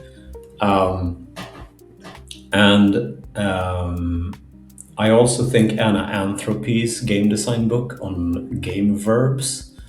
I think that's the title for it, but I might be misquoting it, like the title. Copy that. That one is really good because it kind of breaks down complex thinking in a very easy way to understand how to think about how to create agency and how to create play space in a game. And then we have Ian Bogost, which is procedural rhetorics, which is basically the framework, the intellectual or academic framework that I'm coming from when I'm constructing a system that's meant to reproduce a specific way of interacting. These systems aren't just rules, they are arguments in their own way.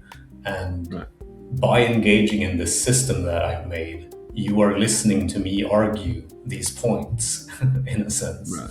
So the way that I've constructed this game is really like as procedural rhetorics. It's meant to argue certain political positions in a sense. I love that. As a final message to our audiences, come along with us on this whole journey. What would you like to leave them with as they potentially enter watching a complex campaign of this game and consider picking it up themselves for them to play with their own communities? Yeah. Remember that it really is a zero prep game. You need to create characters together, but that's it. And then trust the system. And don't trust the other systems, but trust my system. Right? That's fantastic. No, but kind of. I mean, it's meant to do what this game says it does. And it doesn't really read that way on the page. It leaves a lot of room for exploration during play instead of being prescriptive in all of its rules and like expressing exactly all the ways to play the game, etc. There is no wrong way to play the game besides if you completely break the rules that are actual rules. That's it. If you want to play it as Brazil, you play it as Brazil. If you want to play it as medieval Big Brother, then for sure, try that out. See what happens. It might be fun. I love that. And in a sense, like I think the most important part as as a new team or new group to play this game is to allow things to take a little bit of time. The first session or the second session can feel a little like low intensity slice of life game, and then it kind of takes off. It's meant to be that way. It's meant to have you in a calmer situation in the beginning, so you get to know things and you wrap your head slowly about the different mechanics, etc. It's not meant to be action first type game. So that's kind of what it is. I love that. I think that's fantastic. Thank you so much, Ewan, for everything. Thank you, everybody, for sticking with us throughout this. We're gonna have a lot of other educational videos also that deep dive into each specific component of the rulebook to make it as accessible for you all as possible, for those who learn better that way, right? And to encourage you to pick up the book. The book is very accessible in and of itself. And if you can afford it and you're interested, the physical copy I keep holding up is very pretty. It's a really nice artifact to be able to have. I'm glad that it's in my collection. I recommend that you all have it. We're going to be linking all around this, right? So that you're going to be able to go directly to where you can find that stuff, and the austere edition, so that you're able to pick up the free rules if you'd like, so that there isn't a financial boundary to play. What were you going to say? Yeah. So also worth knowing, if you buy the book, you add 4 community copies to the surplus PDF thing. So for every one sold actual physical book, 4 other people who don't have the funds to buy the fully illustrated one can get it for free. That's really important here. I love that. I think that's fantastic. Thank you, Ewan, for making that possible, because also it does model what we're talking about here, right? Like in the game's opinion, right, as best I can tell, of what a better world might be like. Hope you all have a great time zone wherever you are, and we'll be following up with more information throughout the campaign and afterwards. So stick around. You end up doing that expansion or anything else, I'm gonna be knocking at your door, right? Yeah, for sure. All right. Have a great day, y'all. See you soon. Bye-bye. Bye.